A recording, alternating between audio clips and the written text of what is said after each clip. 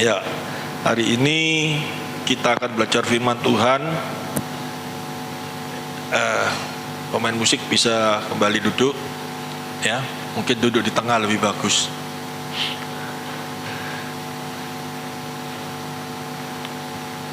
Hari ini saya akan menyampaikan firman Tuhan mulai dari Perjanjian Lama sampai menyentuh kepada Perjanjian Baru.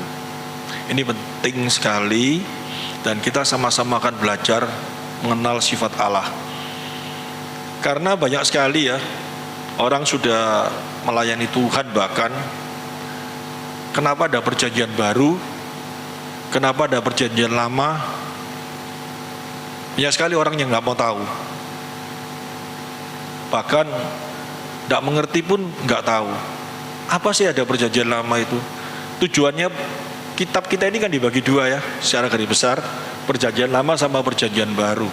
Kenapa ada Perjanjian Lama, kenapa ada Perjanjian Baru?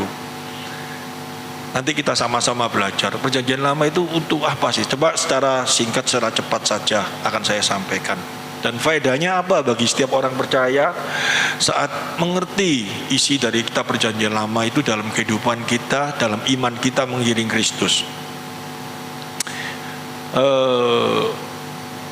Kita seringkali mendengar firman Tuhan yang berkata tentang kalau kau ditampar pipi kananmu, berikan pipi kirimu. Rasanya kok aneh ya, rasanya kok tidak ada seperti itu. Nanti kita sama-sama belajar dan nanti kita bisa mengerti maksud daripada perkataan itu. Di dalam kehidupan kita yang sudah mengiring Kristus yang cukup lama ini, kalau kita tidak mengerti hal-hal yang demikian, sangatlah rugi kalau saya ngomong. Kehidupan saya yang saat ini sudah mencapai umur 60 tahun, banyak hal yang saya hadapi dalam kehidupan ini. Karena di dalam dunia ini ragamnya banyak sekali ya. Sifat-sifat yang mengajarkan tentang keagamaan ataupun kehidupan sosial ataupun apa, banyak sekali. Dan secara hikmat yang Tuhan berikan bagi saya banyak sekali belajar tentang apa yang selama ini diajarkan di dalam dunia ini. Dan pada waktu kita belajar terutama firman Tuhan, ada beberapa hal yang sulit untuk dapat kita cerna melalui pikiran kita. Contohnya seperti tadi ya, kalau ditepiling pipi kiri, kasihkan pipi kananmu. Kalau kamu disuruh jalan 1 meter, kamu jalan 2 meter. Kan seperti itu, nanti ada ayatnya ya. Apa sih maksudnya ini? Dan kalau kita mau melayani Tuhan, kalau kita memang punya iman di dalam Tuhan, kalau kita tidak menyelidiki hal-hal yang rasanya kita tidak paham, itu kesalahan yang sangat luar biasa. Karena hal-hal yang kita tidak mengerti itu biasanya ada sesuatu yang sangat berharga. Dan kalau kita tidak mau tahu dan kalau kita tidak mau belajar, akhirnya kita ya nggak bisa maju di dalam kehidupan ini. Bener nggak? Di dalam kehidupan ini aja ya, saya lihat orang-orang yang pandai, orang-orang yang maju di dalam kehidupannya ya, kepandaiannya, kecerdasannya, itu biasanya orang-orang yang selalu ingin tahu, ingin menyelidiki sesuatu yang dia tidak tahu, seperti itu ya. Bahkan sampai dia mau mengeluarkan dana seberapa banyaknya untuk menyelidiki hal-hal yang dia tidak tahu. Contohnya di sebuah negara aja, mau menyelidiki ruang angkasa itu sampai mau tahu bintang ini ada apa itu mengeluarkan uang berlimpah-limpah, itu banyaknya, triliunan dolar. Dia mau hanya menyelidiki itu. Tetapi hal yang penting ya, kalau kita percaya dengan iman, kita percaya sama iman nggak bahwa Yesus adalah Tuhan ya, bahwa firman Tuhan itu adalah kebenaran. Ini hal yang penting. Cuma orang-orang kok tidak mau menyelidiki.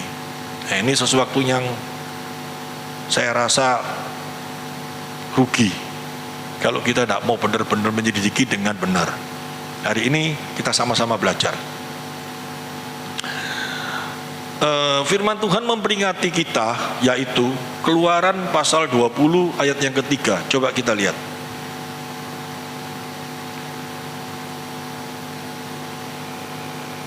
Keluaran pasal 20 ayat 3. Yang tidak bawa firman Tuhan, yang mau buka HP juga sulit, bisa langsung baca di depan. Sekarang luar biasa ya, teknologi makin maju ya. Orang bisa aja seperti ini ya. Jangan ada padamu ilah lain di hadapanku. Ilah ya, kalau A-nya kecil itu ilah, kalau A-nya besar itu Allah ya. Jadi kita ini aja banyak beberapa orang baca firman Tuhan tidak ngerti. Jadi dibaca jangan ada Allah lain di hadapanku. Ilah, kalau A-nya kecil itu ilah, kalau A-nya besar itu Allah. Kalau ilah itu berarti bukan Allah ya. Ayat ini kita mengerti yang dimaksud jangan ada ilah lain di hadapanku.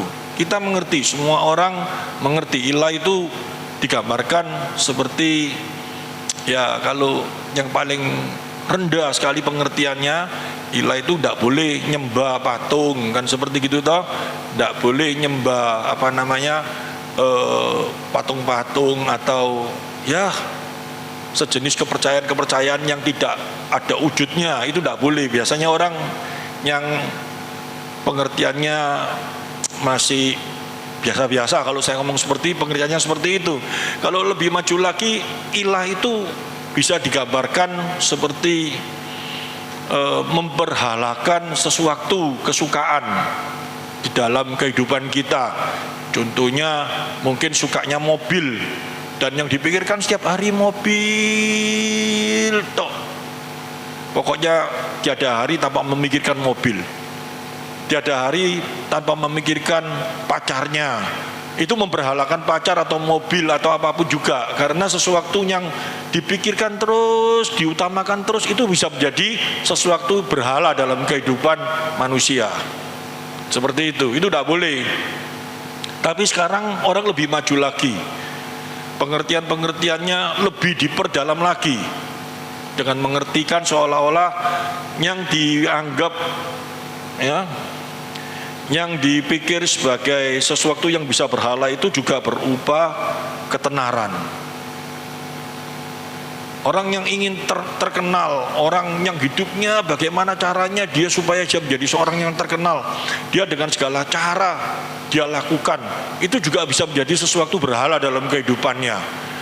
Ingin menguasai kekayaan sebanyak mungkin, itu juga dianggap menjadi sebuah berhala di dalam kehidupannya. Ini pengertian-pengertian yang seperti gini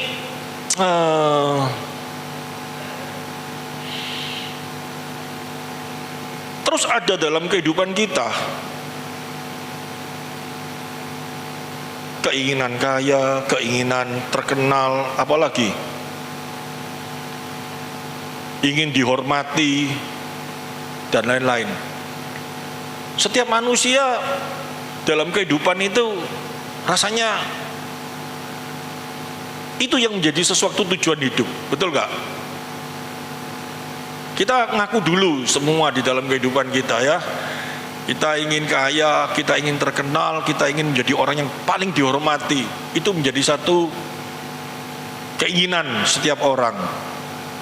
Dan itu ada beberapa orang berkata kalau keinginan itu terus ada dalam pikiran kita, itu dianggap berhala. Yang tidak berhala itu terus bagaimana?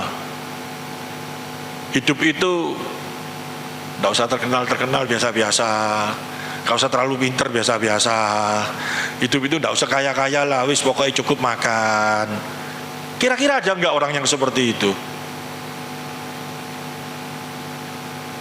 Ada beberapa agama menerapkan hal yang demikian ya, sampai dia pakai baju satu warna coklat, tidak mau pakai model apa-apa, makanannya cuma ya setiap hari sayur, kangkung, biji-bijian. Dia terapkan yang seperti itu. Apakah kekristenan harus seperti itu juga? Nah ini kebingungan kita. Di dalam perjanjian lama bahkan Allah berkata kepada Adam dan Hawa, berkuasalah atas segala sesuatu yang Tuhan ciptakan. berarti boleh toh memiliki sesuatu toh. Nah, tapi kenapa kok ini dianggap berhala? Dan orang-orang mulai berpikir kalau yang seperti gitu itu berhala, nggak baik itu. Orang kalau ingin kaya, pikirnya cuma kaya toh, itu nggak baik. Jadi nggak usah lah jadi orang yang kaya-kaya, nggak usah. Ya wis pokok hidup sederhana itu baru orang yang betul-betul punya iman. Bahkan sampai dikatakan orang kalau suka marah itu nggak punya iman. Suka marah loh ya, suka, tapi marah kan nggak apa-apa. Ya, terus orang yang sedih itu berarti tidak punya iman. Waduh, kamu kok sedih sih jadi orang? Gak punya iman kamu itu. Papamu meninggal, istrimu meninggal, anakmu dipanggil Tuhan. Kamu gak usah sedih lah, dia masuk surga. Kalau kamu sedih itu tidak punya iman. Bahkan kalau orang rasanya hatinya khawatir, itu berarti tidak punya iman. Jadi orang ini jadi bingung semua di dalam kehidupan ini. Padahal Tuhan Yesus pada waktu Lazarus mati, dia sedih enggak? Maksul itu marah dicampur jadi satu dengan sedih. Ayatnya ada tuh. Kenapa kok dia lakukan itu? Padahal nanti berapa menit lagi dia bisa bangkitkan Lazarus. Lazarus dibagikan lagi tuh. Ngapain pada waktu itu dia kok hatinya menjadi sedih, maksul? Pada waktu dia dengar berita bahwa Lazarus meninggal. Padahal nanti berapa menit lagi dia bangkitkan Lazarus. Karena dia adalah memiliki kuasa kebangkitan dan hidup, betul ya. Tapi kenapa Yesus lakukan hal itu?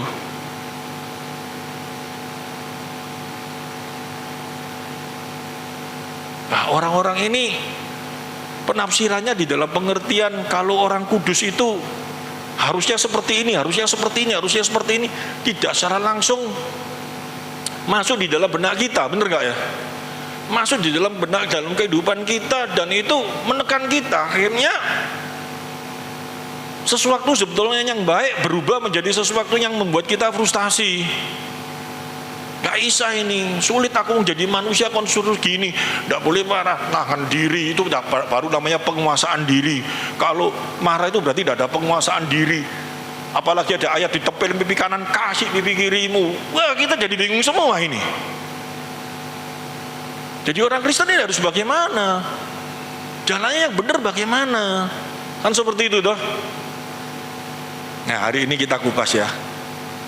Hal-hal yang nggak baik, hal-hal yang salah dalam pengertian kita bongkar. Ini jadi pertanyaan saya, dan pada waktu saya renungkan ini, jujur ngomong, saya pusing gitu loh, langsung kepala saya itu tekanan darah saya rasanya naik, bingung saya gitu, badan saya rasanya sakit semua. Karena apa? Tanpa pertolongan firman Tuhan saya gak bisa jawab. Karena ini kehidupan yang dialami oleh kita semua, benar gak ya? Serba salah kita, gak boleh marah, terus kayak apa ini? Gak boleh kaya, gak boleh anu. Wong saya kerja mikir bagaimana saya harus maju, betul loh. Ini tidak boleh ini kalau setiap hari mikirkan ini berhala. Di kantor saya ini harus menjadi nomor satu. Nggak boleh, di kantor kamu harus jadi orang biasa-biasa saja gitu. Kalau bisa rodok setengah bodoh titik itu bagus gitu. Ini kayak apa ini gitu loh. Dagang, wah sana maju sini maju situ maju. Aku nggak boleh mikir kayak gitu karena aku anak Tuhan. Ya aku pokoknya cukup makan, cukup minum gitu, cukup, gak usah pikir-pikir kayak gitulah, santai saja gitu. Itu baru betul-betul anak Tuhan. Apakah kayak gitu? Ya sekolah ini pinter S2 gitu ya. Kalau mau S2 bagaimana? Diam-diam bisa langsung bisa S2 terus bisa kumlot gitu, bisa nggak? Nggak mungkin toh. Mesti berjuang doh, mikir aku bagaimana supaya bisa cum laude gitu ya. Masa kalau aku sampai mikir itu terus berarti berhala ini aku harus santai, nggak usah belajar, tiba-tiba cum laude kalau Tuhan izinkan gitu. Ya nggak bisa, bener ya. Rumusnya nggak diapalkan. Wih, aku terlalu setiap hari mikirkan rumus. Ini apa ya? Ini rumusnya apa ya? Supaya nanti ujian aku lulus. Wah, ini aku berberhalakan ujian gitu.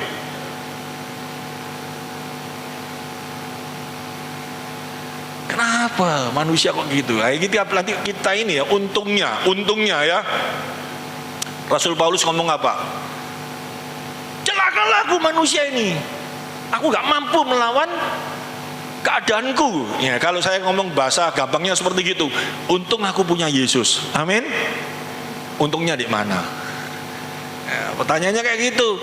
Kalau untungnya cuma percaya Yesus selamat masuk surga, ya itu pasti untung. Tapi pada waktu kita ngomong itu di dunia itu, untungnya punya Yesus ini memberikan jalan kepada kita yang tadi kita bingung. Bener ya? Bingung loh. Saya pun sendiri bingung kok. Pada waktu saya mulai berpikir, aduh kayak apa ya di dalam pekerjaan.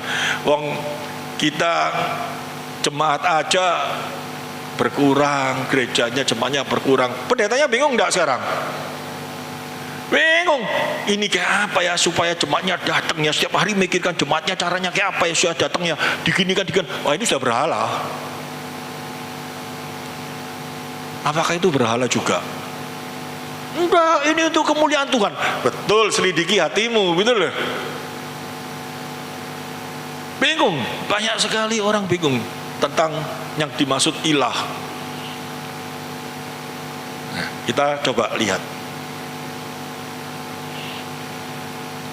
Kalau saya nyampaikan firman Tuhan seperti ini ya, terus ada yang turun misalkan, nanti sebentar lagi naik, dia denger, pasti dia kecewa. Nanti dia ngomongnya pikirannya macam-macam. Padahal firman Tuhan itu tidak bisa didengarkan dari separuh tengah-tengah bahasa naik. Maka dari itu kalau misalkan ada pelayan Tuhan di tempat sini pada waktu saya nyampaikan firman Tuhan terus turun, terus sebentar lagi naik, biasanya saya ulang lagi. Tapi karena firman Tuhannya terlalu panjang nanti ya, saya nggak bisa ulang. Ya salah sendiri, pasti rugi nanti. Penerimanya pasti nggak bisa positif. Karena pembukaan yang saya sampaikan itu sangat penting untuk supaya nanti menjadi sebuah jawaban di dalam ayat-ayat yang lain, baru bisa menimbulkan satu kesimpulan yang benar. Kalau enggak bisa. Saya teruskan. Yang tadi saya maksud itu padahal bahwa semua itu adalah hal yang terus ada dalam hidup manusia. Benar gak? Ada terus dalam kehidupan manusia, itu tidak akan berhenti. Tidak akan berhenti. Kita coba lihat sekarang ya. Di dalam Matius pasal 5 ayat yang mulai 38.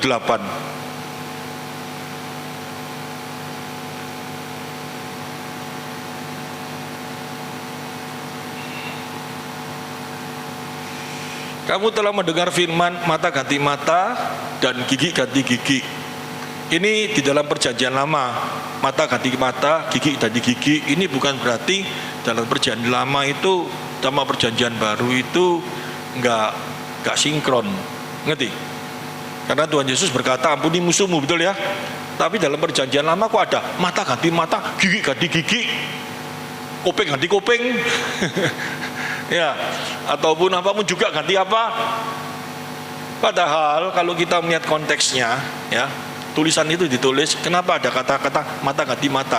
Karena pada waktu itu budaya itu ada orang disakiti misalkan ya, disakiti cuman karena perkataan, itu pembalasannya itu melebihi segala sesuatu, ngerti?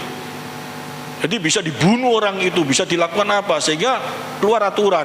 Kalau kamu diginikan cuma boleh membalas sesuai dengan apa yang kamu terima. Seperti jadi dibatasi. Tapi tujuannya nanti kalau kita baca konteks semuanya sama, tidak ada bedanya. Tapi saya ingin meneruskan ini dulu. 39. Tetapi aku berkata kepadamu, janganlah kamu melawan orang yang berbuat jahat kepadamu, melainkan siapapun yang menampar pipi kananmu, berilah juga kepadanya pipi kirimu. Langsung dalam hati kita ngomong apa? No, mau aku. Siapa yang mau sini tak tampil pipi, kasih pipi kanannya, pasti tidak mau. Betul ya? Pasti tidak mau. Kita baca ayat ini langsung ngomong, aduh, enggak lah, nggak mau aku lah, sopo sing mau kayak gitu, bener ya? Tapi nanti ada satu ayat yang menjadi jawaban yang sangat luar biasa ya. Coba kita lihat terus 40. Dan kepada yang hendak mengadukan engkau karena mengingini bajumu, serahkanlah juga jubahmu. Ini lebih luar biasa lagi. Kalau ada orang mau minta baju luar, jubah itu sesuatu yang sangat diperlukan pada waktu itu. Itu kayak pakaian bagian dalam. Itu kasih semua gitu loh. Mana bisa seperti itu, gak mungkin loh. Ya, coba kita lihat terus. Dan siapapun yang memaksa engkau berjalan sejauh 1 mil, berjalan bersama dia sejauh 2 mil. Marah ada orang yang mengajak dia, kalau ngajak, ikut aku kamu, jalan 1 mil. Dia ngomongin, jangan ngomong 1 mil, kamu harus jalan 2 mil, ikuti dia terus. Kamu harus mau melayani dia, seperti itu, melayani itu istilahnya. Wah, itu tidak mungkin, ya. Terus, berilah kepada orang yang meminta kepadamu dan janganlah menolak orang yang mau meminjam daripadamu. Wah, apalagi ini zaman sekarang tambah sulit ya. Minta kasih, mau minjem, kasih semua. Wah, tambah rasanya ini kayak opo gitu, betul ya. Terus, kamu telah mendengar firman kasihlah sesama manusia dan bencilah musuhmu. Ini dalam perjanjian lama kayak gitu dah. Terus, perjanjian lama ngomong kayak gitu, di dalam perjanjian baru ngomong seperti itu. Tapi aku berkata kepadamu, kasihilah musuhmu dan berdoalah bagi mereka yang menganiaya kamu. Tambah berat, gak mungkin ya. Semuanya gak mungkin nih, coba kita lihat ayat 45. Karena dengan demikian kamu menjadi anak-anak Bapakmu yang di sorga, yang menerbitkan matahari bagi orang yang jahat. Allah itu gak milih siapapun orangnya, anugerah umum diberikan. Kebaikan Allah itu diberikan. Matahari itu disinarkan kepada orang jahat, orang baik, disinarkan semua. Masuk matahari itu sinari, ini golongan orang jahat, kata kayak sinar, ini golongan baik, tak kayak sinar, kan enggak tahu. Semua disinari. Allah tidak memilih melakukan satu kebaikan secara anugerah umum, ya. Terus, apabila kamu mengasihi orang yang mengasihi kamu, apakah upahmu bukankah pemungut cukai juga berbuat demikian? Jadi kalau kebaikan itu dilakukan karena orang itu baik, kan gak ada bedanya dengan pemungut cukai melakukan kebaikan dengan indikasi mencari keuntungan, bener ya? Nah, sekarang 47. Dan apabila kamu hanya memberi salam kepada saudara-saudaramu saja, apakah lebih daripada perbuatan orang lain? Bukannya orang tidak mengenal Allah pun berbuat demikian? Nah, ini sudah mulai 47. Kalau kamu baik memberi salam kepada sahabat, bukan kepada orang yang lain, tidak ada bedanya dengan orang yang tidak mengenal Allah. 48, ini kata kuncinya.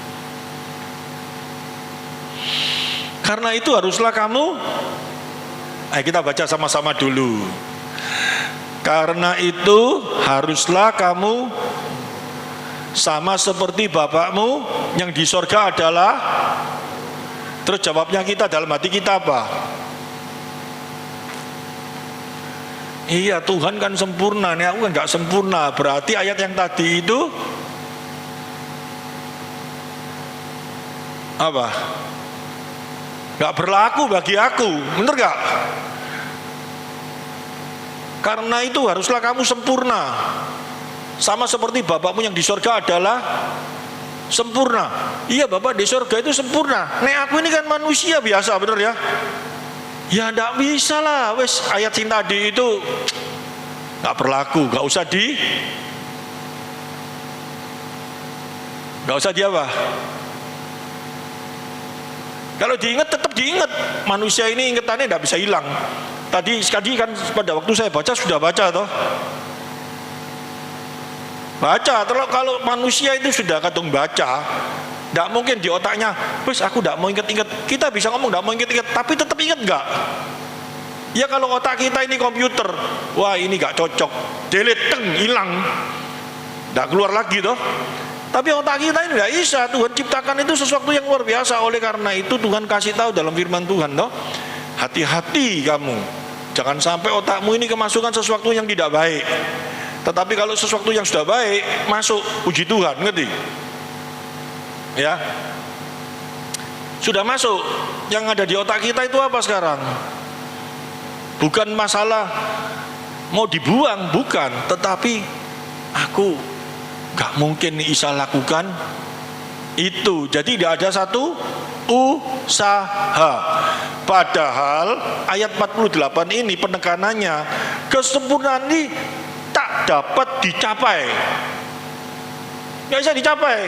Yang tadi itu loh, suruh jalan, tepel pipi kanan, kasih kiri, nggak mungkin manusia bisa mencapai itu. Ya, tapi justru menjadi tujuan hidup kita. Nah, nggak mau lagi.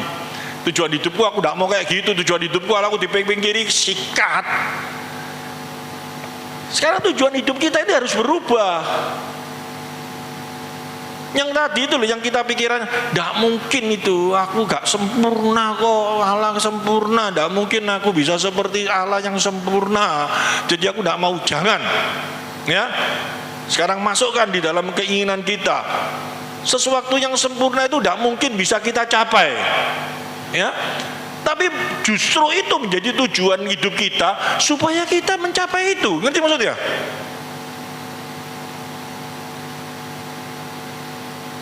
Supaya kita bisa mencapai itu. Kalau sudah menjadi tujuan, ada usaha enggak? Nah, caranya bagaimana? Nah, harus ada caranya toh. Tadi toh, kalau mau menjadi seorang yang mahasiswa lulusan summa cum laude, harus tahu caranya toh. Caranya bagaimana? Belajar, usaha, ya. Nah, Tuhan itu luar biasa.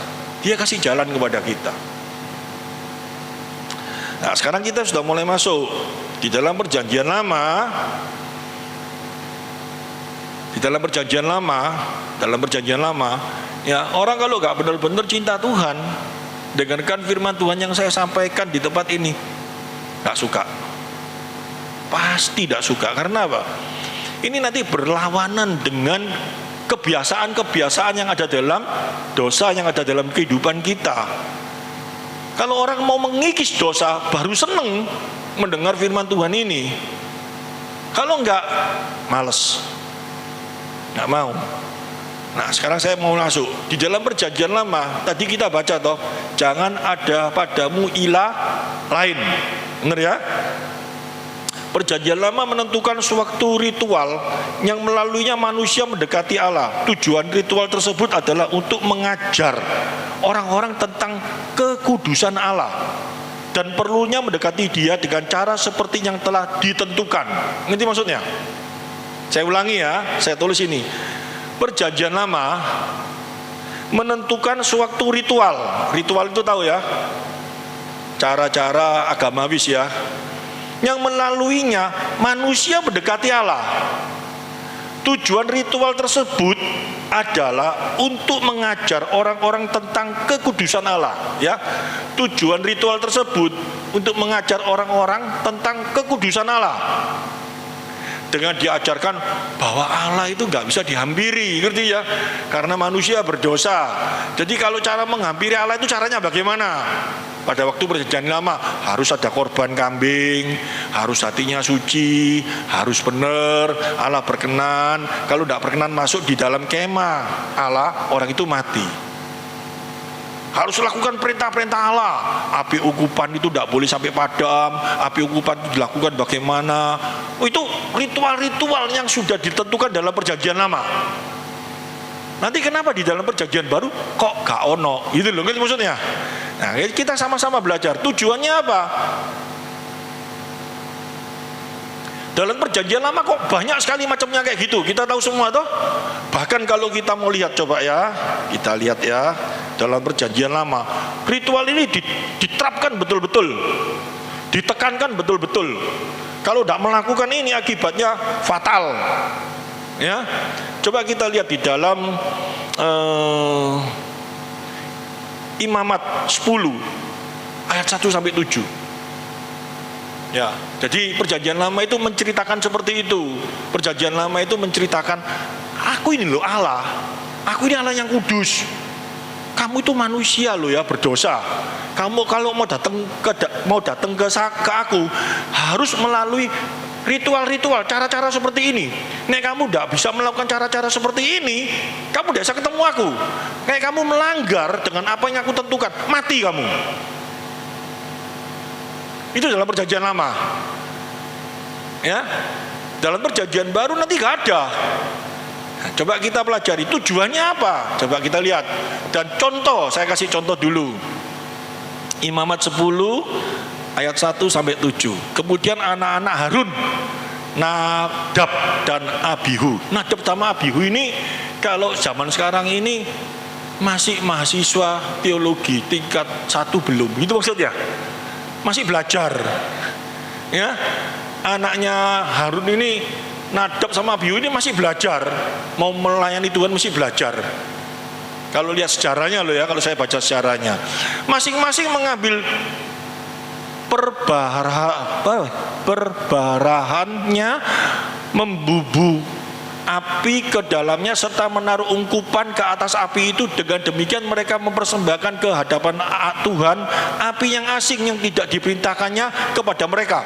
Jadi mereka melakukan satu kesalahan dari ritual-ritual yang sudah ditentukan. Wong arek cilik loh, ngerti maksudnya ya? Anak tidak ngerti, anak masih bodoh, ya, masih belum seperti Harun dan melakukan kesalahan. Akibatnya bagaimana? Coba kita lihat.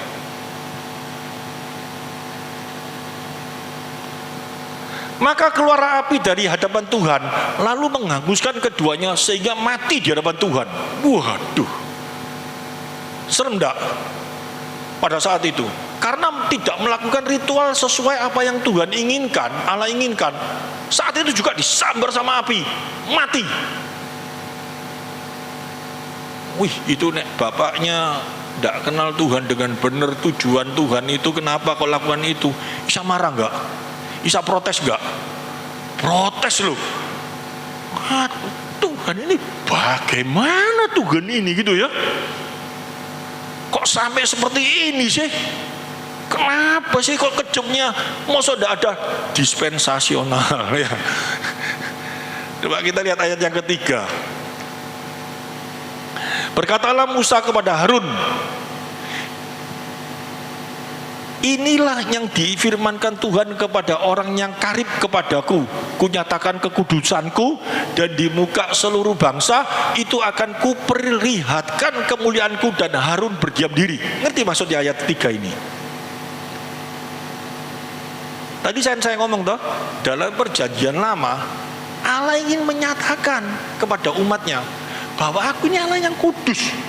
Kekudusanku ini tidak bisa diganggu gugat dengan sorry bos, gak bisa, ngerti? Wah, gak sengaja bos, gak bisa. Ya, kekudusan Allah itu mutlak, salah, diam, dat. Nah ini ditulis di ayat 3 toh, supaya seluruh dunia tahu bahwa aku ini Allah yang kudus, gak bisa dibuat macam-macam. Bener gak?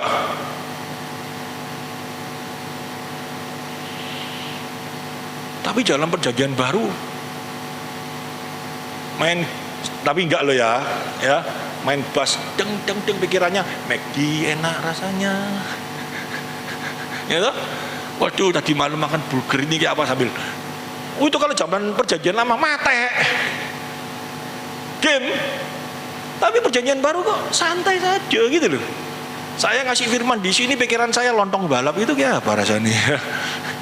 Karena dalam perjanjian lama game saya nggak bisa, tapi perjanjian baru kok tidak apa-apa gitu loh ya. Nanti kita sama-sama bisa lihat anugerah itu. Inilah firman Tuhan kepada orang yang karib kepadaku, kunyatakan kekudusanku, dan dibuka seluruh bangsa itu akan kuperlihatkan kemuliaanku. Dan Harun berdiam diri. Harun langsung, oh itu tak. Terus kayak apa? Coba kita lihat ayat 4. Kemudian Musa memanggil Mesael dan Elsafan, anak-anak Usiel, paman Harun, lalu berkata ia kepada mereka, datanglah kemari, angkatlah saudara-saudaramu ini dari depan tempat kudus ke luar perkemahan.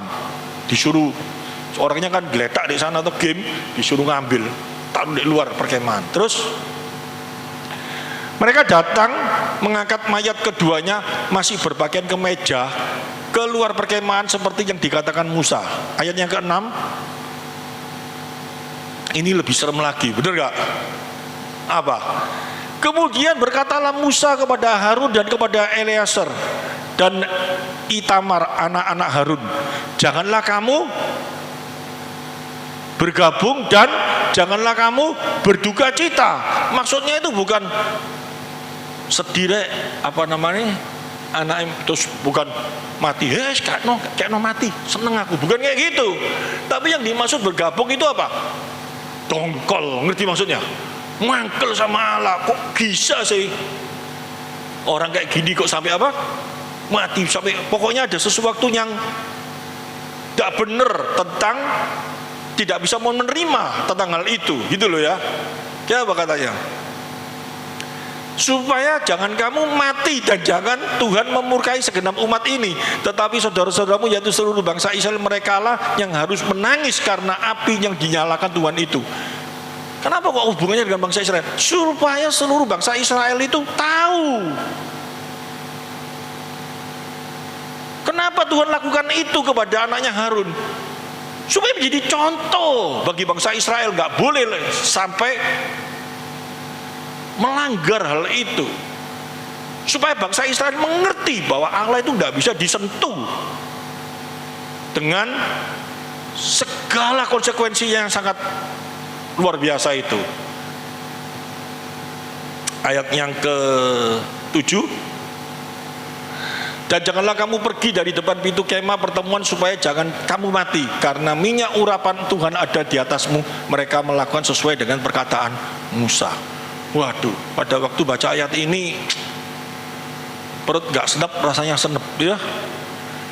Dalam perjanjian lama kok seperti ini gitu loh. Allah itu kok rasanya, gak bisa main-main ini, betul ya. Orang datang itu imam masuk di ruangan Maha Kudus, imam loh. Seorang imam itu yang biasanya kehidupannya itu betul-betul dijagai ya, masuk dalam ruangan Maha Kudus, begitu pikirannya kotor, Victor sedikit mati.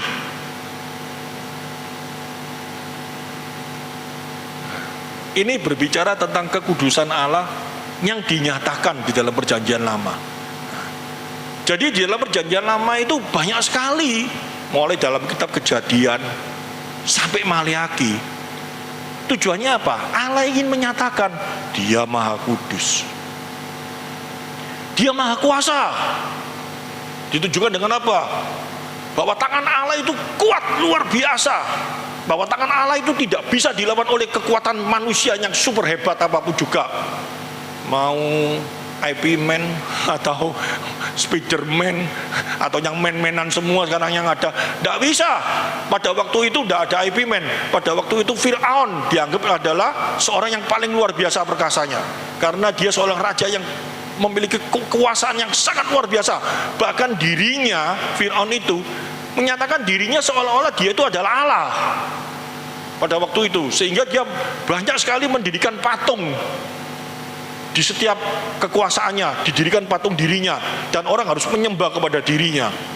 Tapi Allah ingin menyatakan, aku ini loh Allah yang benar-benar kuasa. Dengan cara bagaimana? Dia tunjukkan kepada Fir'aun itu apa? Melalui apa?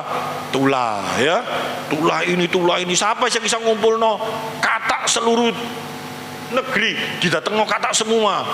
Air bisa dirubah jadi darah, apa semua. Yang terakhir puncaknya lautan Tebraun, Tuhan melakukan satu kekuatan yang sangat luar biasa, dibuka untuk perjalanan orang Israel. Jadi Allah menunjukkan Allah yang berkuasa, Allah yang maha tahu. Allah mengetahui segala sesuatu yang ada dalam diri orang-orang Israel yang dijajah. Dia utarakan semua. Allah yang adil, Allah lakukan di dalam kehidupan. Semuanya di dalam perjanjian lama itu Allah tunjukkan. Dan kita mulai mengenal siapa Allah itu. Amin. Nah, dalam perjanjian lama Allah kenalkan. Dan di dalam perjanjian lama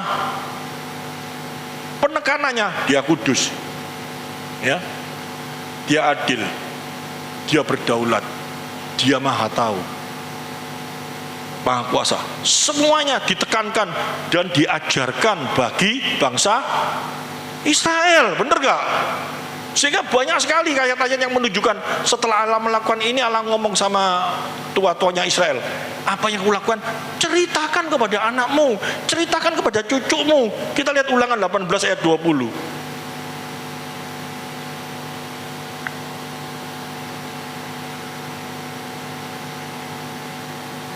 Tetapi seorang nabi yang terlalu berani untuk mengucapkan demi namaku, 18 ayat 20,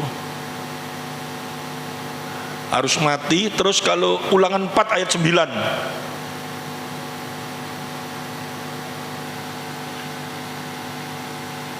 tetapi waspadalah dan berhati-hatilah supaya jangan engkau melupakan hal-hal yang dilihat oleh matamu sendiri itu, dan supaya jangan semuanya itu hilang dari ingatanmu seumur hidupmu. Beritahukanlah kepada anak-anakmu dan kepada cucu cicitmu semuanya itu apa yang telah Allah lakukan.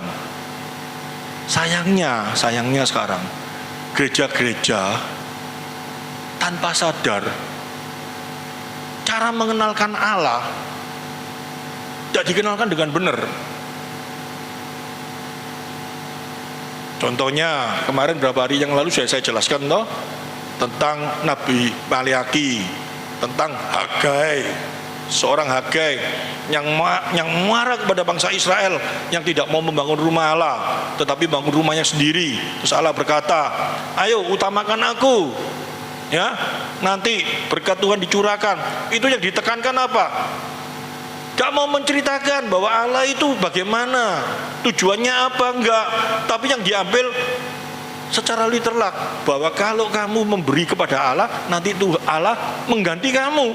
Seperti Maleaki, kalau kamu ngasih 1/10, nanti Allah ganti berpuluh-puluh. Bukan penekanannya. Kenapa Allah ngomong seperti itu? Allah ingin menunjukkan bahwa Dia ini Allah yang berkuasa, Allah yang telah berjanji kepada bangsa Israel. Pada waktu zamannya Maleaki itu, kenapa orang-orang pada waktu zamannya itu menderita? Kenapa orang-orang itu zaman itu pada waktu itu mengalami kesengsaraan yang luar biasa? Karena mereka tidak taat, tidak melakukan apa yang Allah perintahkan. Dan Allah ini menyatakan, aku ini loh Allah yang berkuasa, aku ini Allah yang berdaulat. Masa aku tidak bisa memberkati kamu kalau kamu hidup di dalam aku, gitu loh. Allah ingin memberitahu Dia ini Allah yang berkuasa atas segala sesuatu. Bahkan kalau kamu bekerja ngotot kayak apa, sampai Tuhan ngomong kayak gitu, ini aku tidak memberkati kamu, kamu tidak bisa.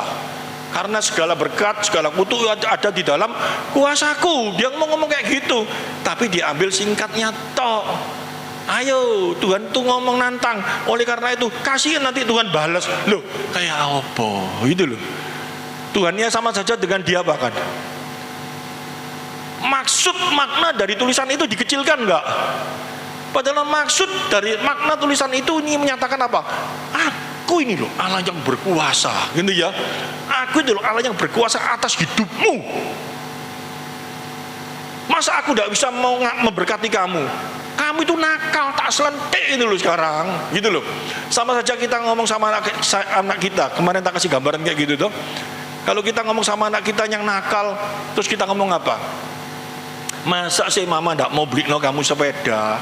Nek kamu nurut ambil mama, tak beli no, gitu ya toh. Terus anak itu nurut setiap hari. Anak minta apa? Karena nurut dikasih terus gitu. Ya tidak mungkin toh.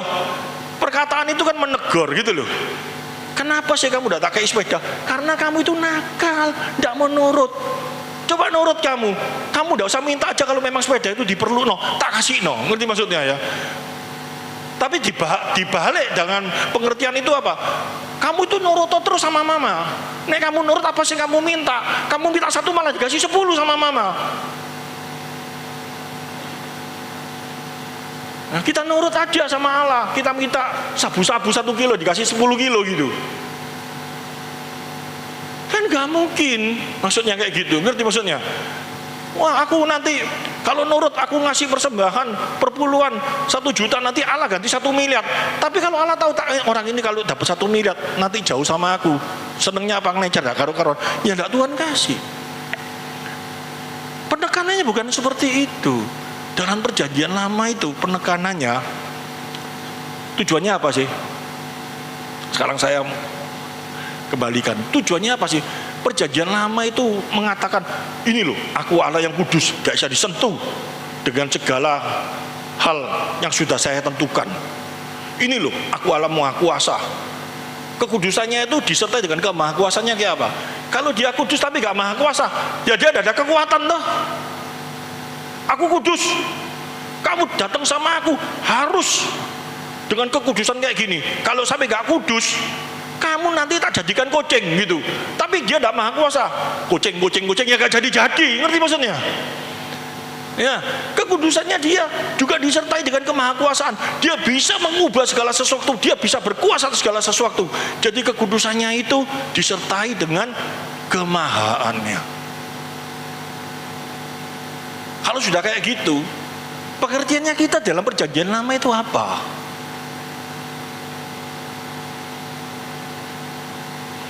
Tidak bisa nyantol biasaan. Perjanjian lama itu diutarakan semuanya. Aku ini loh Allah Maha Kudus, aku ini loh Allah yang Maha Kuasa, aku ini loh Allah Maha Adil. Kalau menurut keadilannya manusia semua ini harus dihukum enggak? Allah itu adil luar biasa toh. Kamu lakukan ini, hukum, kamu lakukan hukum. Dia adil luar biasa. Dalam perjanjian lama ditegaskan kayak gitu enggak? Tujuannya itu apa?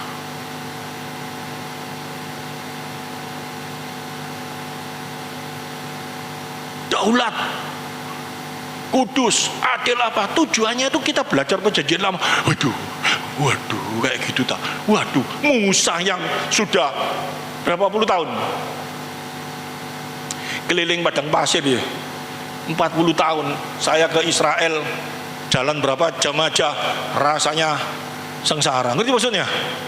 Apalagi pada waktu itu turun dari bis, saya kepingin buang air kecil malam-malam. Wah, yang ini pasir itu gak jadi. Yang namanya what is kebelet langsung gak jadi, gitu. Wes gak jadi, wes uang ini tuh pasir itu di muka sakit.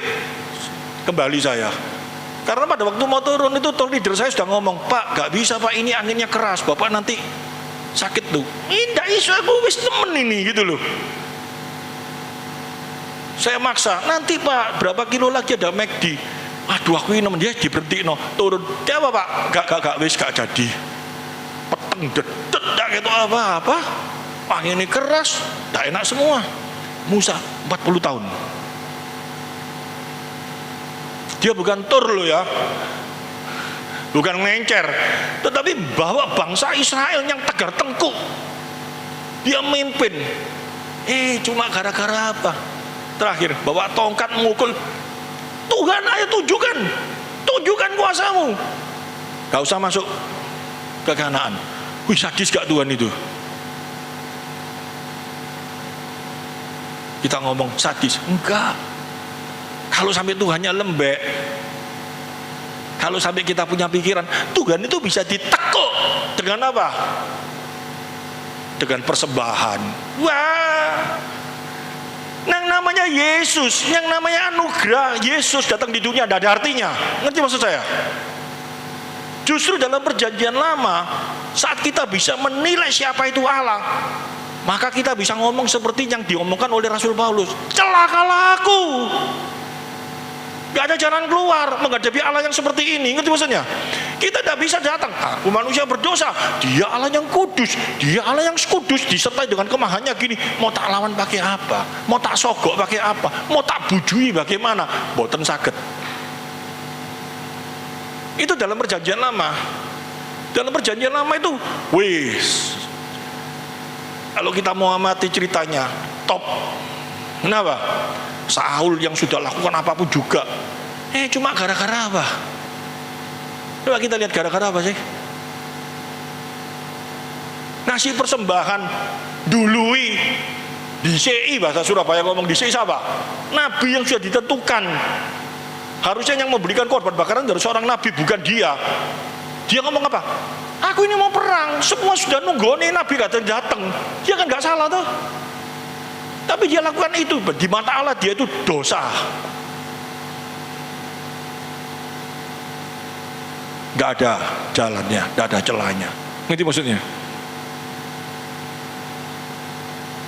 Wah, Allah Allah yang memilih, Allah yang menentukan, Allah yang berdaulat. Ayub sama Esau, dia ngomong kayak apa? Apa ya Ayub? Yakub sama Esau, dia ngomong kayak apa? Yakub tak pilih, Esau tak buang. Ditentukan seperti itu sampean. Untuk menunjukkan apa? Dia Allah yang berdaulat. Lalu terus aku ini kayak apa? Kan kayak gitu tuh. Aku ini Esau apa Yakub, ini gitu tuh dalam hati kita. Aku ini dipilih apa enggak? Kayak gitu tuh. Kita bisa datang dewe. Ada orang berteologi. Aku sing nentukno aku mau milih kamu apa enggak. Mana ada ayatnya kayak gitu itu? Sampai perjanjian baru pun Yesus berkata apa? Kalau bukan Bapak yang memilih, kalau bukan Bapak yang menentukan, tidak ada seorang pun bisa datang kepadaku. Wih. Dalam perjanjian lama jelas sekali ngomongkan seperti gitu. Akhirnya apa? Gak ada jalan keluar bagi kita. Dan kita mulai paham, oh Allah itu kayak gitu ya. Kayak gitunya itu apa? Hati-hati jangan ngomong Allah itu kejem ternyata. Jangan. Tapi dalam hati kita ngomong kayak apa? Waduh, dia itu Allah yang kudus. Kekudusannya itu udah main-main loh. Dia gak bisa disentuh oleh kekuatan manusia. Dia gak bisa dibohongi oleh kekuatan manusia. Dia gak bisa diakali oleh kekuatan manusia. Dia gak bisa dilakukan seenaknya sendiri oleh kekuatan manusia. Tapi dia berdaulat. Dia yang sudah menentukan. Gak ada jalan keluar aku. Yang seperti itu toh.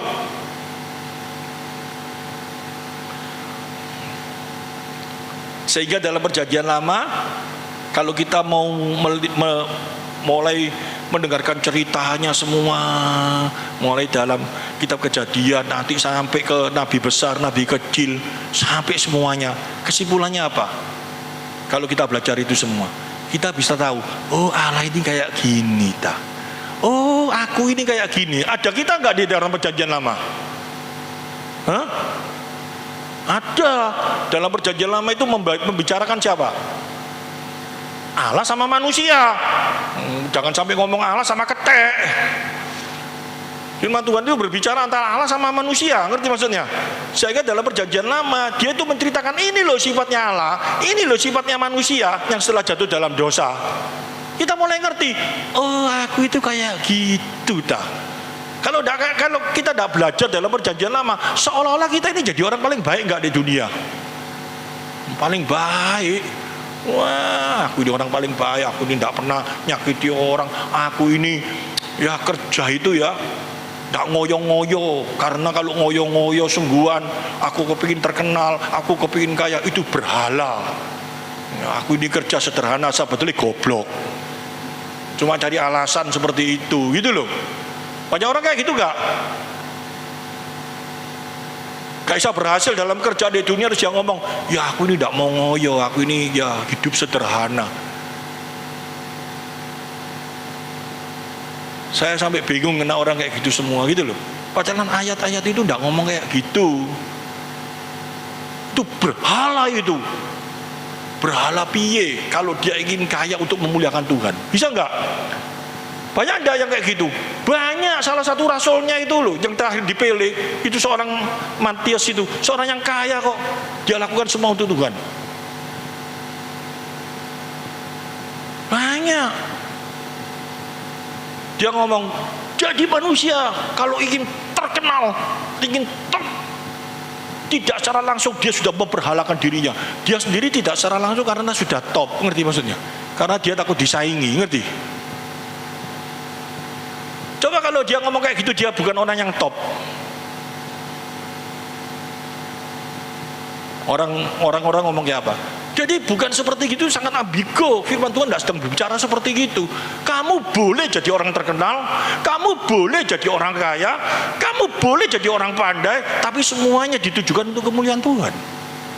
Bagaimana caranya? Kenapa kok untuk Tuhan? Karena di dalam dia, nanti kita sama-sama belajar. Ini satu hal yang sangat luar biasa. Coba kita mau lihat dulu. Tadi tidak ada jalan keluarnya toh? Manusia mau menghampiri Allah lagi gak bisa toh, karena Allah yang seperti gitu. Dan kita tahu kita ini siapa. Waduh, aku gak ada jalan keluar. Mulai kita lihat di dalam Ibrani, di dalam kitab Ibrani, nanti kita lihat ini yang bisa datangnya Allah ini adalah manusia yang seperti kita, harus seperti kita, tapi yang kudus dan tidak berdosa, yang bisa menjembatani kita, mewakili kita sebagai manusia, juga mewakili dia sebagai Allah, mewakili dia sebagai manusia, dan juga mewakili dia untuk datang di hadapan Allah. Siapa ini? Ditulis di dalam Ibrani pasal 7 ayat 26.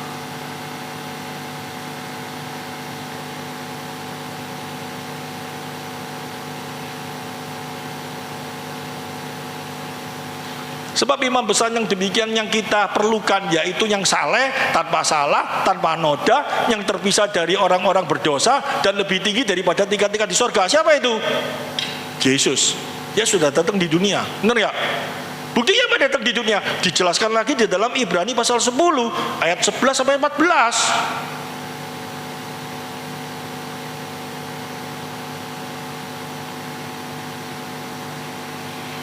Selanjutnya, setiap iman melakukan tiap-tiap hari pelayanannya dan berulang-ulang mempersembahkan korban yang sama sekali tidak dapat menghapuskan dosa. Ini dia ceritakan imam-imam pada waktu perjanjian lama, ya.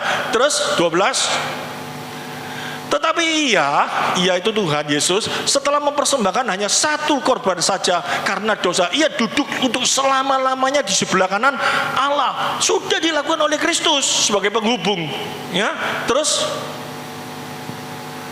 dan sekarang ia hanya menantikan saatnya di mana musuh-musuhnya akan dijadikan tumpuan kakinya. Dia menang atas segala waktu, ya. 14. Sebab oleh satu korban saja ia telah menyempurnakan untuk selama-lamanya mereka yang ia kuduskan. Luar biasa ini. Jadi dia benar-benar menjadi seorang penghubung, dan dia benar-benar menyelesaikan beban manusia. Manusia setelah kita baca dalam perjanjian lama gak bisa datang di hadapan Allah dengan segala kemampuan, dengan segala daya, dengan segala cara, gak bisa. Karena Allah, kekudusan Allah itu luar biasa, bener ya. Sampai dikatakan imam aja yang cuma ngincipi tok gitu loh, ngerti? Datang, besok dosa lagi, kalau datang mati, gak bisa selama-lama. Untuk dirinya sendiri aja gak bisa, apalagi untuk orang lain. Yes. Tapi kalau Yesus tidak, sekali dia datang, selama-lamanya duduk di sebelah Allah dan menguduskan setiap orang yang telah menerima kekudusannya. Amin. Nah, kalau kita ngerti itu dan kita ngerti perjanjian lama, ada perubahan enggak dalam diri kita? Pandangan kita sama dia apa? Yang utama apa dalam hidup kita sekarang? Aku yang harusnya seperti ini, dan aku gak bisa, tak ada jalan, tak ketemu jalan kayak apapun juga. Tapi aku sudah menerima kasih Yesus dalam hidupku. Ada Yesus dalam hidupku. Hati kita ini yang terisi sekarang apa? Ingin terkenal untuk diri kita sendiri, atau mengenalkan Kristus dalam hidup kita? Hati kita ini, di dalam hati kita, ini saya bunderi, berarti bukan di sini ya, di sini ya. Di dalam hati kita ini sekarang, setelah ngerti perjanjian lama dan ngerti Yesus yang begitu mengasihi kita, ya, dia Allah datang di dunia sebagai manusia, yang tadi dikatakan yang tidak ada jalan melalui dia, sehingga fokus hidup kita sekarang, tujuan hidup kita sekarang hanya untuk dia, kemuliaannya, dan sampai selama-lamanya. Amin. Mau menjadi orang terkenal, boleh. Cita-cita kita, aku harus the best, aku harus menjadi seorang yang mahasiswa cum laude. Karena melalui ini yang menjadi kekuatan kita apa? Supaya dia yang ditenarkan. Amin. Bukan supaya aku yang ditenarkan. Aku harus menjadi orang yang sukses, punya ruko di mana-mana, sehingga orang ngomong, oh itu anak Tuhan. Tidak apa-apa, nama Tuhan dimuliakan. Masa enggak, aku jadi orang yang paling melarat. Ini menunjukkan bahwa aku ini anak Tuhan. Seorang pengemis yang di pinggir jalan, nanti aku masuk surga, yang kaya masuk neraka. Itu orang stres. Di dalam Tuhan optimis. Tuhan ngomong kok pertama kali menciptakan manusia, berkuasa atas segala sesuatu. Saya sedang mengajarkan bukan berteologi menjadi kaya, bukan, tapi semangat. Kalau ini sudah menjadi tujuan kita, baru kita bisa mengerti. Oh, ini dah tujuanku Tuhan. Kalau sudah lakukan, kalau sudah satu keberanian seperti itu, optimis di dalam kehidupan kita itu akan nyata. Optimis yang positif loh ya. Belajarnya di mana? Kita lihat, baru nanti kita akan sama-sama ngerti. Kalau enggak, kita baca ini bingung. Kita buka di dalam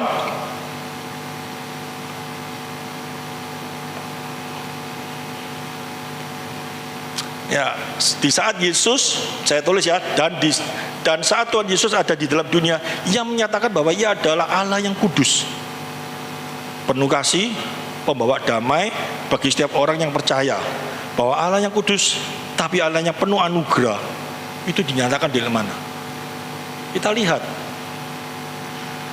Allah yang tadi ya, yang kudus, yang mulia, ya, yang tidak bisa disentuh oleh apapun juga, karena Dia adalah Allah yang maha, datang di dunia. Itu sudah anugerah loh. Kenapa sudah anugerah? Kamu bisa melihat Allah secara langsung. Meskipun sekarang nggak bisa lihat secara mata, tapi iman kita percaya Dia sudah datang sebagai manusia. Amin. Jika kita ini tahu Dia sudah datang sebagai manusia, itu sudah anugerah. Dia mau jadi manusia itu sudah anugerah nggak? Anugerah itu. Kalau enggak, ya udah bisa didatangi, nggak bisa disentuh.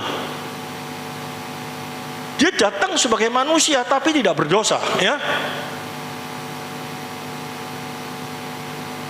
Dan yang paling luar biasa gambaran ini di mana? Kita lihat di dalam Lukas pasal 7 ayat yang 36 mulai.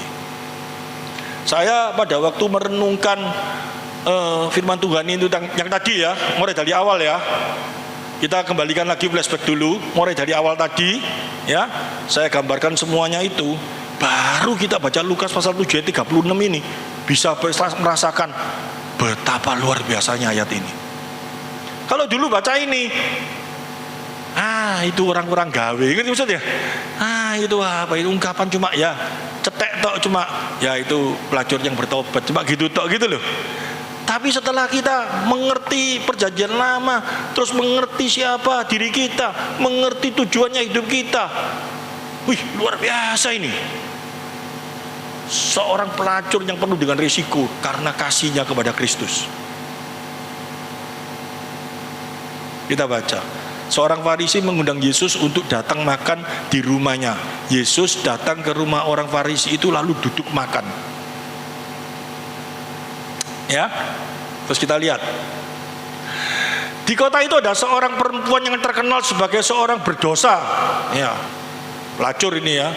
Ketika perempuan itu mendengar bahwa Yesus sedang makan di rumah orang Farisi itu, datanglah ia membawa sebuah buli-buli buatan buli-buli pualam berisi minyak wangi. Terus sambil menangis ia pergi berdiri di belakang Yesus dekat kakinya, lalu membasahi kakinya itu dengan air matanya dan menyekanya dengan rambutnya. Kemudian ia mencium kakinya dan meminyakannya dengan minyak wangi itu. Kalau di dalam Lukas ini dikatakan minyak wangi, tapi kalau di dalam Markus itu minyak apa namanya? Tahu? Apa? Narwastu. Harganya 300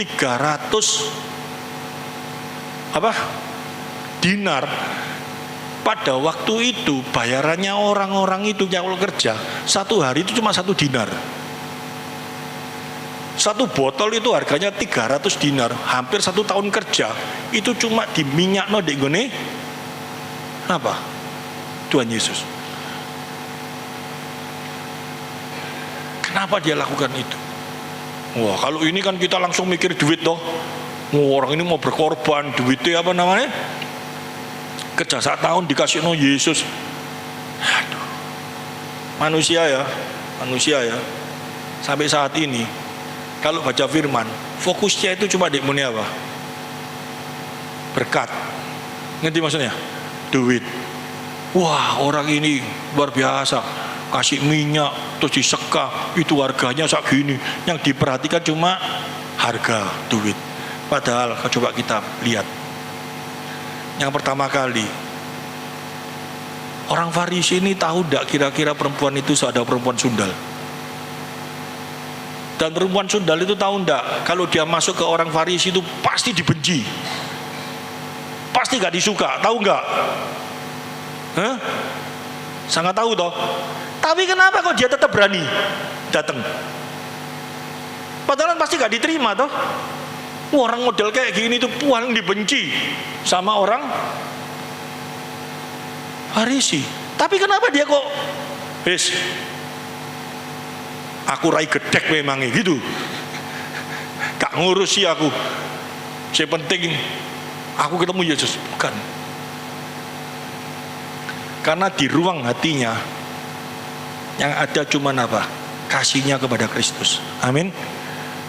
Resiko apapun juga bagi dia itu nomor 2, nomor 3, nomor 10, nomor 1000. Tahu maksud saya? Yang ada dalam hatinya, ruang hatinya itu hanya dia bisa merasakan kasih Kristus. Kenapa kasih Kristus? Dia tahu kok, ini Yesus ini pada waktu itu seorang nabi atau seorang siapa, tapi dia percaya kepada waktu dia datang ke Yesus, dosanya diampuni. Pada waktu dia datang ke Yesus, dia akan diterima. Itu imannya, dia percaya dengan yang sebenarnya, sehingga Yesus ngomong apa? Imanmu menyelamatkan engkau.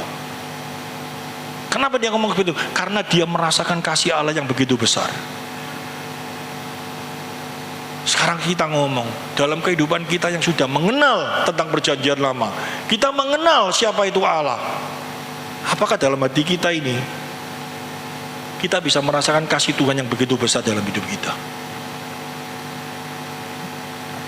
Hati kita ini ruangnya banyak enggak? Oh, aku ini mengasihi istriku berapa? Kalau saya ngomong cuma berapa nanti marah dia. Gitu. Aku mengasihi istriku ini 50%. Yang 50% ini untuk mantu, anak, cucu, siapa semua, harta gak ada lah, kayak gitu ya. Sehingga pada waktu istri saya disentuh siapa, marah luar biasa. Segala sesuatu yang dipikirkan istri saya, kasihnya seperti gitu. Tapi enggak, Tuhan ngomong apa? Baru kita bisa menoleh semua, bisa melihat semua. Ya, kalau kau mengasihi ibumu, bapakmu, istrimu, bahkan dirimu sendiri melebihi aku, kamu gak layak ikut aku. Ngerti maksud kata-kata itu sekarang? Karena kalau di ruang hati kita masih ada hal-hal yang demikian, sulit kita bisa mengikuti dia. Tapi kalau hati kita ya menomorsatukan dia, ada dia di dalam hati kita, pasti kita mengasihi istri kita. Amin. Pasti kita mengasihi anak kita, bahkan pasti kita mengasihi sesama kita. Amin. Baru kita bisa menerima segala sesuatu yang rasanya tidak adil di dalam pandangan manusia. Ditempel pipi kanan, kasih pipi kiri, itu sesuatu yang tidak adil. Kita bisa menerima karena ruang di dalam hati kita hanya ada Kristus. Tujuan kita mau menerima itu semua, mau menerima penghinaan, mau menerima segala sesuatu, karena kita sudah menerima kasih yang terbesar dari Kristus. Sehingga melalui kasih yang terbesar itu kita bisa menerima orang yang telah menghina kita. Amin. Kalau tanpa itu tidak mungkin bisa. Ayat itu kita buang aja. Kembali lagi, kalau kita tidak menghayati dalam perjanjian lama, Allah yang seperti nggak mungkin disentuh, nggak mungkin bisa ditangkap, nggak mungkin bisa apapun juga. Tetapi dia datang di dunia sebagai manusia, dia mati untuk kita, dia memberikan hidup bagi kita. Kasihnya yang begitu besar harus ada di ruang hati kita yang terbesar. Amin. Berapa persen? 100% dia minta. Karena mulai 100% itu, kalau kita mengasihi dia, maka di dalam kehidupan kita yang tidak sempurna ini akan disempurnakan di dalam Kristus. Amin. Artinya apa? Disempurnakan dalam Kristus. Dia datang di dunia segala sesuatu untuk memuliakan Bapa. Benar gak? Dia ngomong seperti gitu. Segala sesuatu untuk memuliakan Bapa. Itu dia menyempurnakan dirinya di dalam Bapa. Dia sudah memberikan contoh itu semua dalam kehidupan kita, sehingga kita pun harus memiliki seperti itu. Sulit, bisa, gak mungkin bisa. Tapi tadi dari ayat yang terakhir kita ngomong apa? Hendaknya kau sempurna karena aku sempurna. Memang kita gak bisa sempurna, tetapi tujuan hidup kita supaya kita bisa sempurna seperti dia. Kalau itu ada satu kemauan, Tuhan ngomong, gak usah takut, aku akan menolong. Ini luar biasa. Dan hebatnya apa? Kalau itu sudah ada dalam diri kita, kita tidak akan rugi. Damai, sejahtera, sukacita hadir dalam hidup kita. Ya toh? Kita depan pipi kanan, tak balas kamu, tak gini kan, sakit hati, mikir, sakit sendiri. Tapi kalau kita bisa menerima di dalam kasih Kristus, tidak ada ruangan untuk kita membalas. Bahkan kita siap untuk menerima itu semua karena untuk kemuliaan Tuhan. Ada satu damai sejahtera yang luar biasa. Ini penting. Ini kekristenan yang asli. Ini yang harus kita terima. Ini yang harus kita usahakan dalam hidup kita. Ngerti maksudnya? Aku setiap hari, setiap malam, Tuhan aku gak mampu Tuhan sempurna seperti Engkau, tapi aku berusaha Tuhan dalam hidupku supaya aku boleh sempurna di dalam Engkau. Terus kalau enggak, waduh aku gak bisa ngakuin manusia berdosa. Ya dosa terus. Kan gak boleh seperti itu, ya. Aku tidak bisa Tuhan, aku ini malas, aku ini gini, tapi aku ada Engkau, aku harus bisa.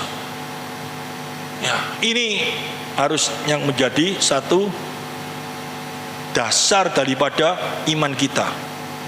Ya, jangan sampai kita berteologi yang macam-macam. Orang yang kudus itu ya orang yang menjauhi dunia, orang yang nggak mau punya pikiran kaya, orang yang nggak mau pikiran gini, orang yang nggak boleh fokus gini. Boleh kamu fokus.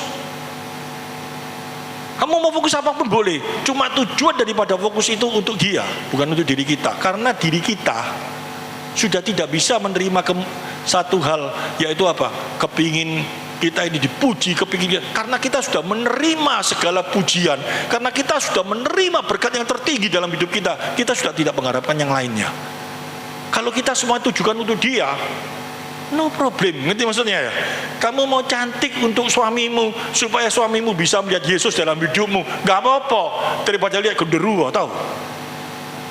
Untuk suamimu, wis aku ini harus punya iman, gak perlu kritik-kritikan, rambutku putih, gak perlu disemir biar putih kayak mak lampir gitu. Pakai pakaian gak usah bagus-bagus. Kalau pakai pakaian bagus itu berarti glamor, itu bukan orang punya iman. Pakai yang agak kecut-kecut dikit gitu gak apa-apa, sobek-sobek. Istrimu lari, terus kamu ngomong, Tuhan kenapa kamu kok gak mengasihi aku? Suamiku kok meninggalkan aku? Tuhan ngomong, kamu kecut. Ya, guyonan ini ya. Tapi kan bukan seperti itu, kamu gak boleh seperti itu. Kamu harus menjadi seorang perempuan. Ya, sampai digambarkan rambutnya nggak boleh dipotong pendek di dalam perjanjian lama. Itu ada pengertiannya semua. Suatu saat saya gariskan, saya ajarkan itu. Yang laki-laki harus seperti ini. Itu semua ada pengertiannya. Manusia hidup itu digariskan, manusia hidup itu diajarkan, manusia itu dibuat mengerti. Supaya apa? Bukan supaya manusia itu nanti terkekang dan menjadi sempit dan rasanya tidak ada ruang goyang. Cuma lihat gini, manusia dikasih kebebasan luar biasa, tapi semua kebebasan itu tertuju untuk dia. Karena kalau tanpa dia kita nggak bisa. Ini yang harus kita pegang, menjadi semangat, menjadi luar biasa. Besok pagi bangun, aku harus kerja, aku harus dilihat di dalam orang kantor, aku nomor 1, aku harus menjadi seorang bintang terhebat. Tidak apa-apa, ter semua. Karena apa? Nanti melalui aku bisa menjadi berkat bagi orang lain. Yes, itu bukan berhala. Ya, ini harus dipegang dengan baik. Kita baca terus ya. Makanya dengan rambutnya, kemudian ia mencium kakinya dan meminyakinya dengan minyak wangi itu. Dia pada waktu membasahi dan menangis, itu bukan karena sedih. Menangisnya dia itu sukacita luar biasa. Karena dia menerima pengampunan dalam Kristus. Karena dia merasakan kasih Allah yang begitu besar dalam hidupnya. Coba kita lihat ayat 39. Ketika orang Farisi yang mengundang Yesus melihat hal itu, ia berkata dalam hatinya, jika ia ini nabi, tentu ia tahu siapakah yang orang, apakah perempuan yang menjamahnya ini. Tentu ia tahu bahwa perempuan itu adalah seorang pendosa. Yesus mana mungkin gak tahu? Dia tahu. Dia tahu. Tapi satu hal yang sangat luar biasa, Dia Allah yang tadi dalam perjanjian lama jelas sekali yang gak bisa disentuh. Dia Allah yang dalam perjanjian lama yang gak bisa disentuh dengan segala sesuatu itu. Tetapi dia datang di dunia itu sebagai anugerah. Dan di dalam anugerahnya dia nyatakan, dia menerima orang-orang itu semua. Ya, apabila orang-orang itu mengerti jalan satu-satunya hanya melalui dirinya. Dan orang-orang itu yang datang di hadapannya mengakui segala keberdosaannya, mengakui segala ketidakmampuannya dalam hidupnya, dan semua itu karena Tuhan yang telah memanggil dia. Ini luar biasa. Tentu ia tahu bahwa perempuan itu adalah seorang berdosa. Terus lalu Yesus berkata kepada Simon, ada yang hendak kukatakan kepadaku. Saud Simon, katakanlah guru. 41. Ada dua orang yang berhutang kepada seorang pelepas uang. Yang seorang berhutang 500 dinar, yang lainnya 50 dinar. Mana yang merasakan lebih? Nanti dikatakan segitu dong. Coba kita lihat. Karena mereka tidak sanggup membayar, maka ia menghapuskan hutang kedua orang itu. Siapakah di antara mereka yang akan berlebih mengasihi dia? Terus yang hutangnya banyak, dijawab gitu. Jawab Simon, aku kira dia yang paling banyak dihapuskan hutangnya. Kata Yesus kepadanya, betul pendapatmu itu. Perempuan ini betul-betul merasakan dia berdosa. Dia lakukan itu semua di hadapan Tuhan. Terus, dan sambil berpaling kepada perempuan itu, ia berkata kepada Simon, engkau lihat perempuan ini, aku masuk ke rumahmu, namun engkau tidak memberikan aku air untuk membasuh kakiku, tetapi dia membasahi kakiku dengan air mata dan menyekanya dengan rambutnya. Luar biasa ini. Perempuan ini benar-benar mengetahui. Kalau kita lihat dari tulisan ini ya, tadi saya ulangi lagi ya. Yesus itu pada waktu duduk, ya, dan perempuan sundal itu masuk, dia datang di hadapannya. Kalau nggak diterima, bisa mati perempuan sundal ini. Dirajam batu, bisa mengalami satu hal yang sangat luar biasa dalam hidupnya. Tapi dia dengan iman, dia percaya dia pasti diterima dan dosanya diampuni. Dan dia benar-benar merasakan adalah dirinya dalam manusia yang benar-benar tidak berdaya, dan manusia yang benar-benar gak sanggup untuk bisa datang di hadapan Tuhan. Dan kesempatan itu dia peroleh karena anugerah Allah yang datang melalui Kristus Yesus. Kalau enggak, gak mungkin. Kalau tutup perjanjian lama, tetap gak mungkin bisa datang perempuan ini di hadapan Allah. Tapi dia Allah sudah datang sebagai manusia, dan manusia tidak berdosa. Dan perempuan itu datang di hadapan Kristus. Itu semua adalah sesuatu yang sangat luar biasa. Iman yang saya ngomong nggak bisa terpikirkan secara logika manusia, tetapi iman yang diberikan oleh Tuhan kepada diri perempuan itu. Sehingga perempuan itu bisa memiliki iman yang percaya bahwa kalau dia datang kepada Kristus, dia tidak dihina, dia tidak dibantai, tetapi dia menerima kasih Kristus. Itu satu anugerah yang Tuhan berikan dalam hidupnya. Kekuatan itu datangnya dari Tuhan yang dinyatakan dalam dirinya, dan dia benar-benar datang di hadapan Kristus. 45. Engkau tidak mencium aku, tetapi sejak aku masuk ia dia mencium kakiku. Engkau tidak meminyaki kepalaku dengan minyak, tetapi ia meminyaki kakiku dengan minyak wangi. Sebab itu aku berkata kepadamu, dosanya banyak itu telah diampuni, sebab ia telah banyak berbuat kasih. Tetapi orang yang sedikit diampuni, sedikit juga ia berbuat kasih. Ini tidak boleh dibalik loh ya. Karena berbuat kasih sehingga dosanya diampuni, tidak. Tapi perempuan ini melakukannya dulu, ya, datang di hadapan Tuhan, menyatakan dia memiliki iman, ya. Dan di dalam dia memiliki iman itu nyata sekali. Dengan cara apa? Dia mengasihi Tuhannya secara luar biasa. Di dalam ruang hatinya, Di dalam ruang hatinya hanya ada Kristus di dalam hatinya. Itu yang terpenting, kasih yang terutama dalam hidupnya. Ya, 48. Lalu ia berkata kepada perempuan itu, dosamu telah diampuni. 49. Dan mereka yang duduk makan bersama dia berpikir dalam hati mereka, siapakah ia ini sehingga ia dapat mengampuni dosa? Ya, orang Farisi dan orang lain itu tidak memiliki iman, tidak percaya bahwa Yesus adalah Allah yang datang ke dunia. Karena apa? Karena tidak menerima anugerah dari Tuhan. Tetapi perempuan itu menerima anugerah, sehingga dia datang dengan risiko yang seperti itu. Dia lakukan semua karena dia memiliki iman di hadapan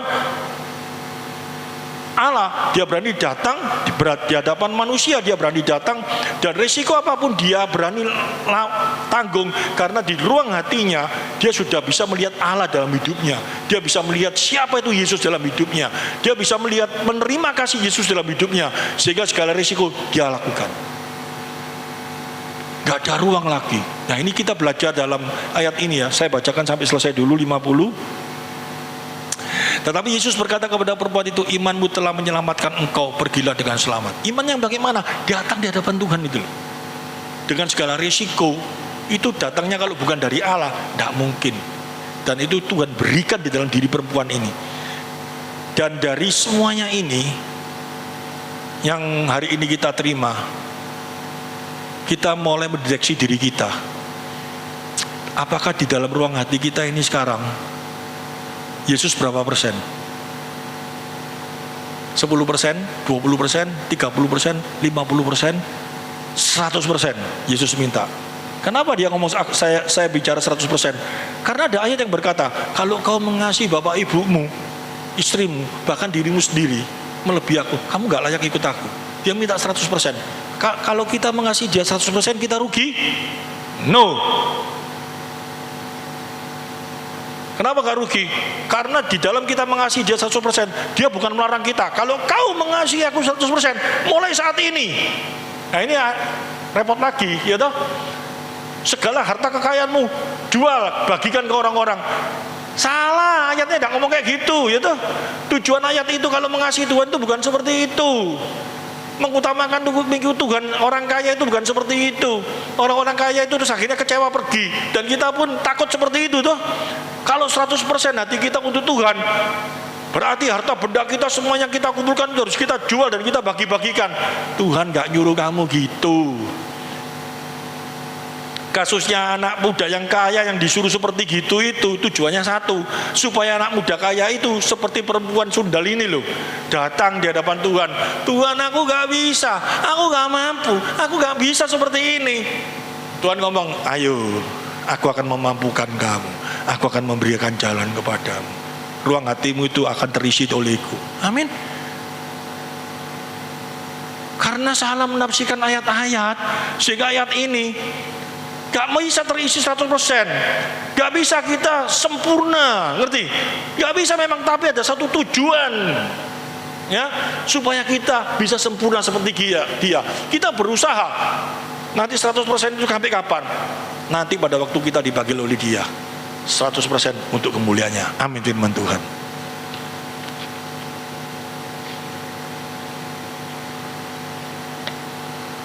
Kita tundukkan